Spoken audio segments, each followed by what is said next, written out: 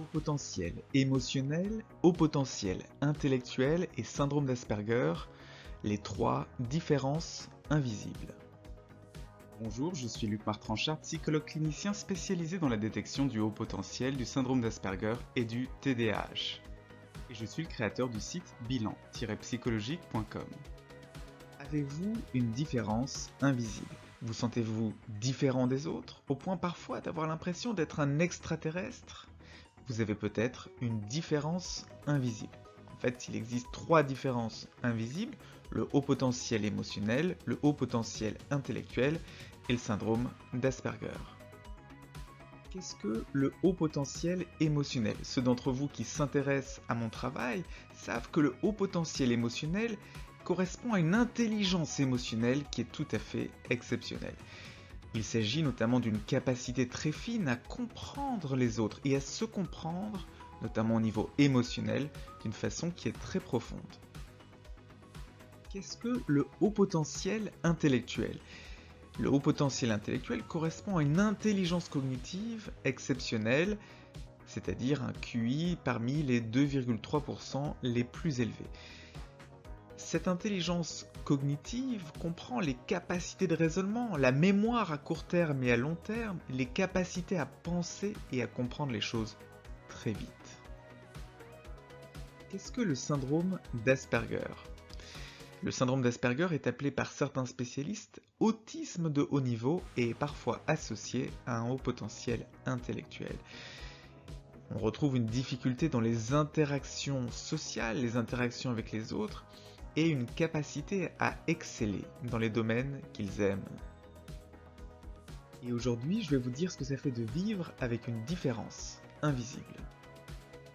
Pour découvrir si vous êtes HPE, HPI ou Asperger, la première étape est le test de dépistage du haut potentiel émotionnel en ligne, du haut potentiel intellectuel en ligne et celui du syndrome d'Asperger en ligne. Vous les trouverez dans la description. Ils permettent de déterminer la probabilité précise que vous ayez l'une de ces différences et le type de bilan qui est recommandé pour vous. C'est la passation d'un bilan psychologique qui permet de déterminer de façon sûre s'il y a ce haut potentiel émotionnel, ce haut potentiel intellectuel ou le syndrome d'Asperger. Alors disons-le immédiatement, les différences invisibles sont en fait des fonctionnements neuroatypiques. Le syndrome d'Asperger, le haut potentiel émotionnel et le haut potentiel intellectuel sont des fonctionnements neuroatypiques.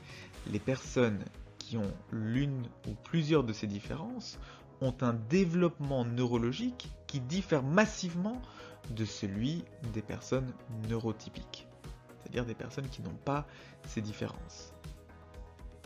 La notion de différence invisible vient de l'excellente bande dessinée de Julie Daché, La différence invisible, dans laquelle elle parle de sa vie et de son vécu de personne Asperger, de façon très fine.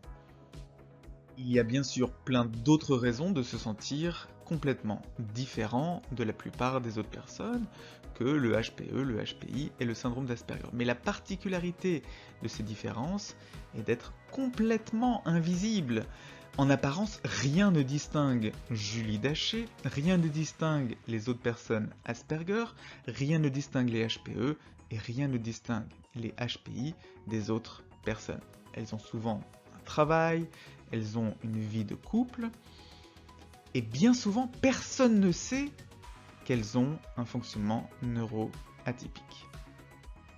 Pourtant, les différences invisibles créent un vécu de décalage massif avec les autres et donnent à ces personnes l'impression d'être étranges ou folles ou inadaptées. Et bien souvent, des personnes viennent à mon cabinet en me demandant « Est-ce que je suis folle ou surdouée ? Ou est-ce que je suis folle ou Asperger ?»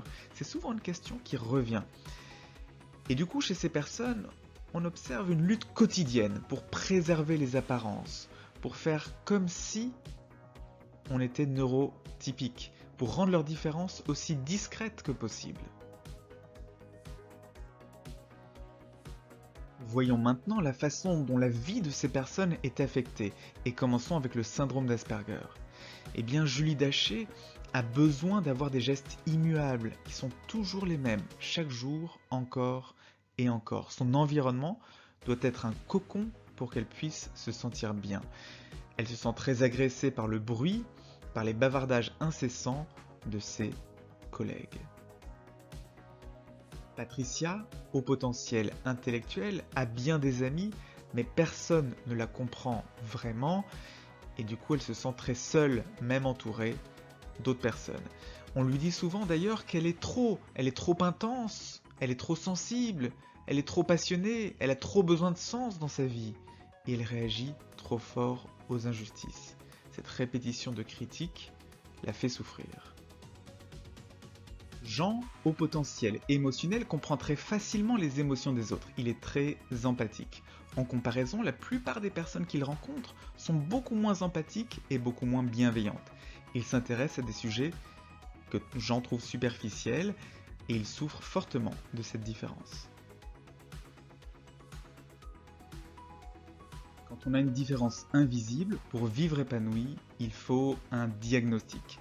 La découverte de leurs différences est la pièce du puzzle qui manquait aux personnes neuroatypiques pour enfin pouvoir se comprendre. Le diagnostic, très souvent, c'est ce que j'observe dans mon cabinet, ça change leur vie.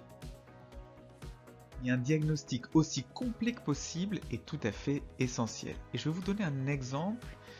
Jacques va beaucoup mieux depuis son diagnostic de haut potentiel intellectuel. Ça l'a beaucoup aidé à se comprendre, à comprendre ses relations avec les autres, à comprendre son histoire.